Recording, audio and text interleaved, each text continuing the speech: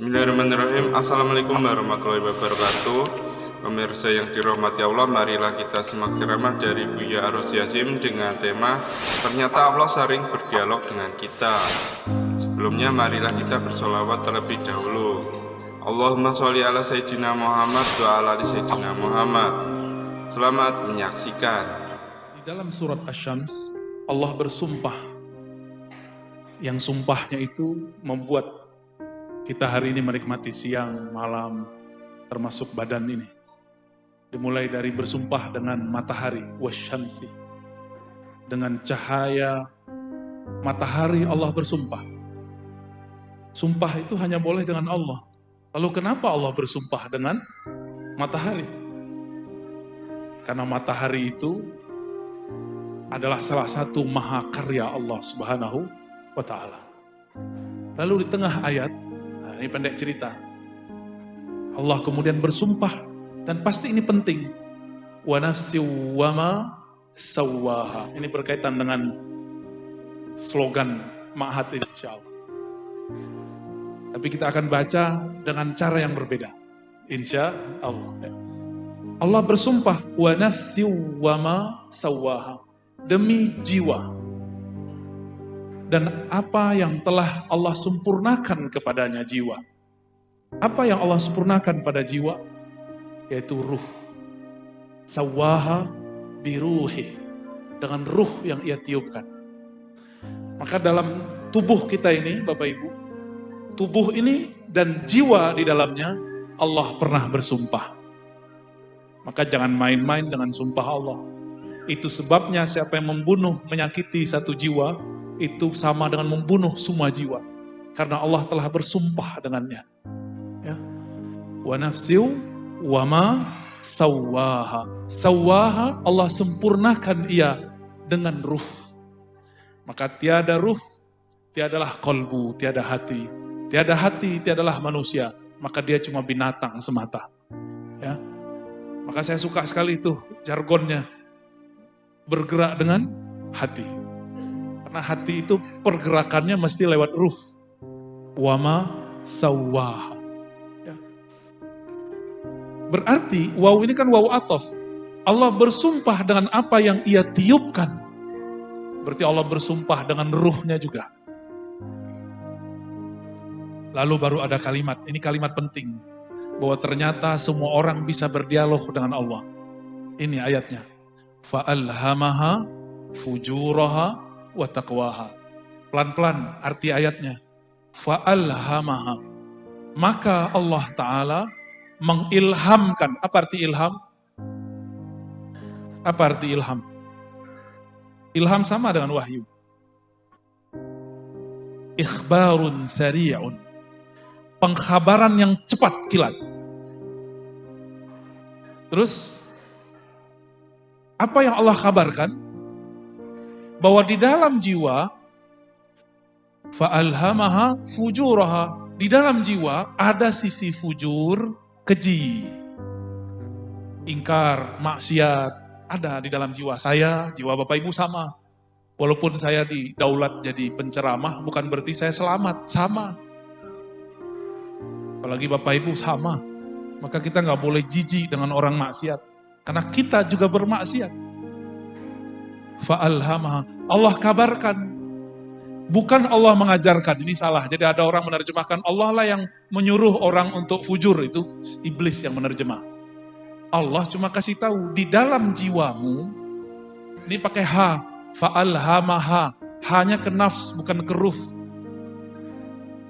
Dan Allah ilhamkan, beritahukan kepada kita setiap saat ini, detik per detik, bahwa di dalam jiwa ada fujur, ada kedurhakaan, ada kekejian, ada keburukan, ada semuanya yang buruk-buruk.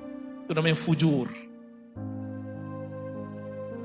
Lalu apa lagi? Fa'alhamaha fujuraha wa taqwaha. Waw di sini bisa artinya ma'iyah, bisa berarti waw atof biasa.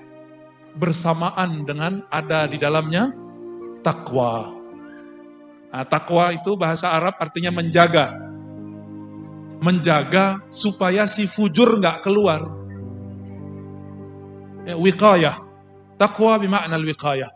Menjaga supaya fujur tidak nyebar. Supaya fujur ini tidak menjadi berbahaya. Nah, ini ayatnya seperti itu. Kita potong dulu ayatnya. Ternyata dulu sebelum kita dicipta di sini, si jiwa ini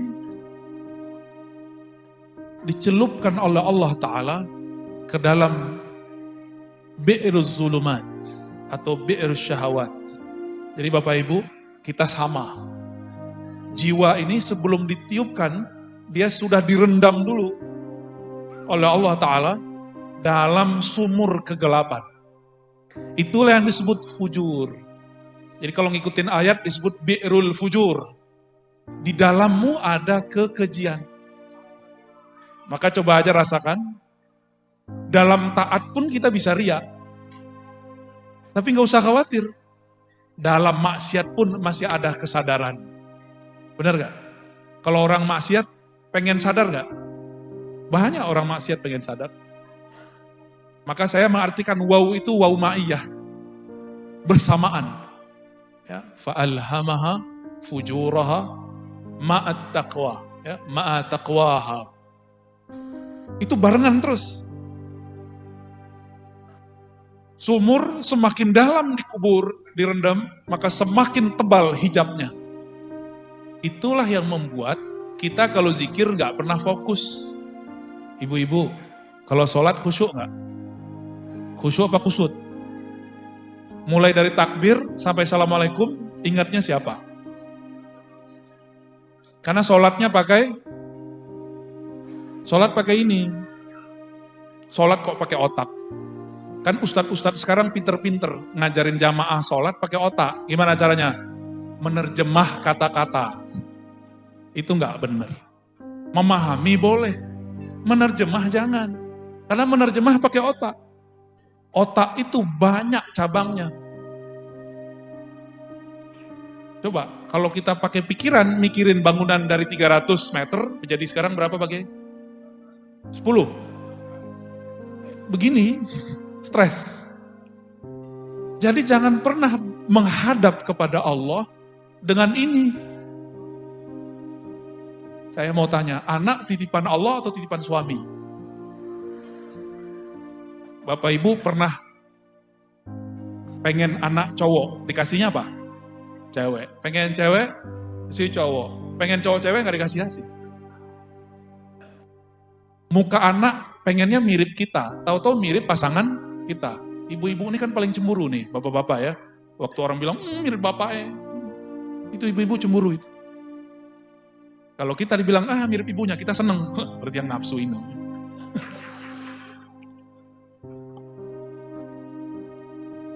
Kita, walaupun secara zahir yang membuat anak, tapi pada hakikatnya kita nggak kuasa terhadap anak. Ya nggak kuasa. Ya.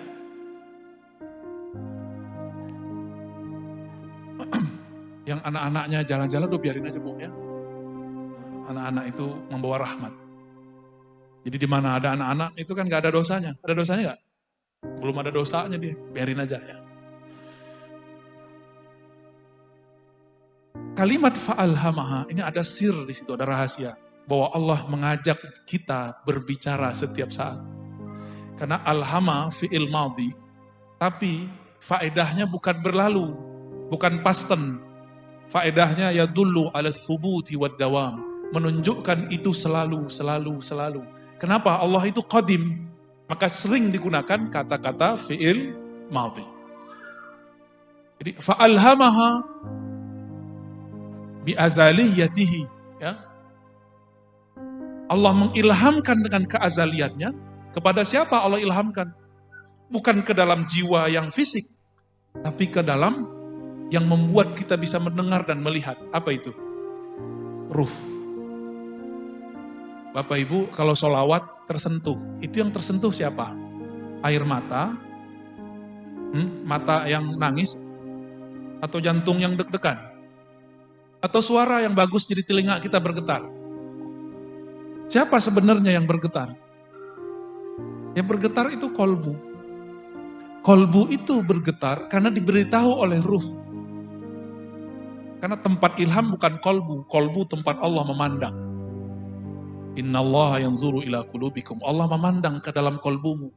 Jadi mohon maaf nih Bapak Ibu. Perasaan merasa lebih kaya dari orang di samping itu sudah bahaya. Merasa lebih alim daripada orang di samping itu sudah bahaya. Allah mengatakan al-kibriya uridai. Merasa lebih itu hakku, bukan hak kalian. Kibriya itu kan ayyaral abdu annahu khairum min ghairihi. Seorang hamba menilai dirinya lebih dari orang lain. Saya walaupun ngaji, ngajar, ceramah, gak boleh sedikit pun terbersit merasa lebih mulia daripada yang mendengarkan. Gak boleh. Itu sebabnya sebelum saya assalamualaikum, mesti tawajuh dulu kolbunya kepada Allah. Supaya tidak terbersit merasa lebih baik. Kalau sedikit saja terbersit, maka Allah tidak lagi ridho. Karena Allah pandang kolbu, Allah gak pandang saya baca ayat. Ayat sekian, nomor sekian, surat sekian, nomor sekian. Allah gak ridho. Yang Allah ridho kolbunya merasa apa? Ya. Saat saya sebut ayat, ridho atau tidak? Nah, di kolbu kita ada macam-macam rasa gak? Datang, ya mohon maaf, mungkin yang datang pakai mobil merasa lebih mulia dari yang motor, hati-hati. Ya. Hati-hati, dimiskinkan Allah nanti hatinya. Mungkin badannya kaya, dompetnya tebal, hatinya miskin. Saya mau tanya, orang korupsi itu orang kaya apa orang miskin? Benar, ada nggak orang miskin korupsi? Gimana mau korupsi? Makan sehari-harinya susah. Orang korupsi itu orang kaya. Korupsi kan corruption, merusak. Dia merusak tatanan. Ya orang miskin apa yang mau dirusak? Ayat ini mengajarkan bahwa kita selalu diajak berbicara oleh Allah. Karena Bapak Ibu, kita ini tidak terbiasa menerima kalam-kalam. Nabi SAW ajarkan sholat istikharah. Ya. Sholat istikharah itu sama dengan beli handphone. Beli handphone, pasang kartu. Beli isi pulsanya. Coba, Bapak Ibu punya handphone? Punya handphone ya? Handphonenya kalau nggak ada kartunya bisa komunikasi nggak? Udah ada kartunya, nggak ada baterainya bisa komunikasi? Nggak bisa. Udah punya kartu, udah punya baterai, handphonenya handphone smartphone bukan handphone butut yang lama. Oke? Tapi tidak punya akun namanya email. Bisa nggak download? Tahu download? Ngambil aplikasi. Gak bisa. Maksudnya apa? Kalau seorang hamba, dia tidak kenal dirinya, lalu dengan cara apa dia mengambil ilmu Allah? Maka dia harus kenal dirinya. Allah itu gaib atau nyata? Ayo. Atau pertanyaannya salah? Atau dua-duanya benar? Allah itu gaib iya, nyata iya. Allah itu nyata dengan rububiyahnya, somadiyahnya, gaib dengan ahadiyahnya. Nah itu kajiannya panjang. Semoga nanti kalau pulang kampung lagi, ke negeri Palang, di Palang dulu sama mertua saya ntar ya. Oh ternyata Pak Kiai juga tertawan di Palang ya. Kayaknya uang Palang punya aji-ajian ya. Aji malang hati. Bapak Ibu yang melakukan Allah. Karena tidak semua kita ngerti Allah itu bicara. Maka diajarkan sholat istikharah. Tapi sebenarnya tanpa istikharah bisa bicara. Ini contoh. Kalau lagi keluar ziarah di Bonang. Ada pengemis. Hatinya ngomong kasih gak? Kasih. Benar. Tapi setelah bisikan itu apa? Jangan kasih, uang jahat. Gitu gak? Yang pertama itu Allah lagi bicara ke dalam ruh. Ruh kemudian kasih tahu ke dalam kolbu. Itu metodologinya. Allah ngomong kepada ruh, beri. Ruh menyampaikan beritanya kepada kolbu. Kolbu itu tempat menyimpan ilmu-ilmu Allah. Di kolbu itu ada banyak lagi struktur-strukturnya. Seperti bangunan ini ada ruangan tamu, ada ruang aula, ada perpus. Nah, di kolbu itu ada perpus namanya sir. Di situ tempat orang menyimpan rahasia Allah. Kalau santri nggak pernah ke library, nggak pernah ke perpustakaan, cakrawala dia dapat nggak? Cerdas nggak dia? Gimana mau cerdas dia jauh dari perpus? Sama, seorang hamba Allah punya kolbu, tapi kolbunya tidak diajak masuk ke dalam perpustakaan kolbunya, bernama sir. Maka ilmunya cuma yang tertulis, yang dibaca. Disitulah banyak kiai-kiai ilmunya mentok, berhenti, bingung, habis ini apa lagi? Karena dia tidak diajak mengenali cara masuk perpus. Kalau ada yang bukan siswa, santri, masuk perpus, diizinkan nggak? Ada pegawai library nggak nih? Maktabah, ada. Diizinkan nggak? Kalau nggak punya ID card? Nggak diizinkan. Inilah yang membuat kenapa kiai-kiai, santri-santri ilmunya mentok. Dia nggak punya kartu masuk ke dalam sirnya sendiri. Ya. Apa kartunya? Kartunya sederhana. Ya. Abdullah, menjadi hamba Allah. Hamba Allah tuh nol, nggak merasa pinter. Kalau masih merasa pinter nggak bisa masuk. Maka setiap hamba, setiap kita ini ada pasang-pasangannya dari Asmaul Husna. Bapak Ibu, saya sering cerita di luar sana, dulu kita punya presiden, dia penyayang ke semua orang, walaupun beda agama. Namanya siapa? Gus Dur. Nama beliau siapa? Abdurrahman Wahid. Orang Jawa ini kan pengen ngeringkes ya. Abdur, Gus Dur. Kenapa tidak Abdurrahman? Gusman gitu ya. Lucu ya, nggak pas ya. Pasnya Gus Dur. Gus Dur itu namanya Abdurrahman. Rahman itu kasih sayang Allah tidak terbatas. Mulai dari bidayah awal penciptaan alam sampai akhir kiamat. Rahman. Mau mukmin, mau kafir, mau binatang, mau tumbuhan, mau babi, mau kambing, semuanya dapat rahman Allah Subhanahu wa ta'ala.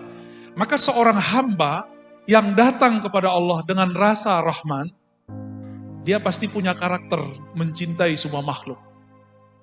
Kita ini kan jangankan sama non-muslim, beda NU Muhammadiyah aja udah gak terima. Ya, bener. Percuma orang NU punya kiai kayak Gus Dur. Kok masih benci sama beda kelompok. Kalau wilayah keluar dari Lor itu apa namanya, yang Karapalang itu. Oh, itu kalau ini masjid Muhammadiyah, masjid NU, kayaknya udah beda agama aja. Biasa aja lah. Ya. Berarti kolbunya belum rahmaniyah. Baru nama Rahman belum tembus. Gimana mau dapat ilmu laduni? Mau wiridan 1000 tahun gak akan tembus. Orang wiridan itu pengen sakti, pengen kasyaf. Tapi satu nama belum tembus, gimana mau tembus nama yang lain?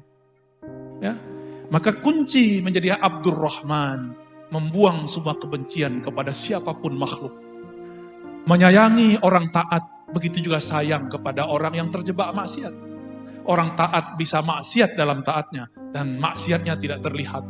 Maksiat orang taat apa? Yang Romo Kiai Huda sangat khawatir sekali. Kalau nggak orang torikot nggak bisa begitu. Khawatir apa? Khawatir ria. Cuma orang torikot yang khawatir ria. Karena memang diajarkan zikir jahar, zikir sir, zikir khafi. Kenapa orang masih kena ria? Karena di kolbunya masih sepi, belum ada nama Allah. Nah, kembali kepada Ar-Rahman. Jadi kalau mau masuk ke dalam kolbu, dari 99 nama itu, bacalah satu hayati. Maka saya sarankan di semua kota-kota Ahlus Sunnah yang berthariqah, hidupkan majelis kajian Al-Asma'ul Husna yang bersanad. Kalau tidak ya sudah, yang nggak tahu aja. Kitabnya sudah banyak. Ada Al-Maqsad Al-Asna, banyak sekali karya Imam Ghazali, Zarruq dan lain-lain. Baru Allah mengatakan, qad aflaha man zakkaha wa qad khaba man dassaha. Sungguh telah tercatat dalam Lauh Mahfuz Allah. Apa yang tercatat? Aflaha, Sungguh beruntung, sungguh bahagia. Orang sukses bahagia nggak? Suksesnya santri nilainya tidak jelek, nggak mesti juara. Ya. Suksesnya guru, muridnya bersuluk, berakhlak. Jadi bukan hanya nilai yang bagus. Maka saya menyarankan kalau benar ini ma'had, ini lembaga, bergerak dengan hati, jangan cuma nge-push santri untuk dapat nilai bagus. Ya. Karena beda orang, beda kemampuan. Maka di pesantren kami di Darussunnah, mohon maaf bukan membandingkan. Tidak ada lagi namanya juara 1, juara 2, juara 3, semuanya juara. Ada yang juara hafalan, ada yang juara bahsul masail, ada yang di usul fikih, ada yang ini, dan semuanya dikaji. Nanti ada nilainya. Dan ini lebih baik untuk psikologi santri. Ini kalau boleh saran, ini bangunan sudah sangat modern. Maka pemikirannya harus lebih maju dari bangunannya. Semoga nanti tambah maju lagi ya. Fa'alhamaha, dapat ilham nanti insya Allah. Ya. Sekolah itu untuk apa? Sekolah itu qad aflaha man zakkaha. Sekolah itu adalah cara zakkaha. Zakkaha bahasa Arab zakka yuzakki tazkiyah. Apa artinya? Pertama, tathir, mensucikan. Itu baru satu arti. Dibersihkan dulu kejahilannya, malasnya. Ibu-ibu kuat gak didik anak di rumah? Satu aja, ngelarang mereka megang smartphone main game, bisa gak? Bisa? Yakin? Gak yakin saya. Ngelarang anak nonton, bisa gak? Gak bisa. Jangankan Bapak Ibu, saya punya anak, saya gak sanggup ngelarang dia terus-terusan main game, nonton. Gak sanggup. Terus gimana? Berarti ada kecanduan dia main game. Ini ciri-ciri anak kecanduan main game. Kalau dia kalah dia teriak. Atau dia bete. Gitu. Mulai kayak bad mood. Gak seneng bawaannya. Teriak-teriak. Atau kesel. Tiba-tiba dia marah sama saudaranya. Kesel sama bapak ibunya. Berarti udah kecanduan.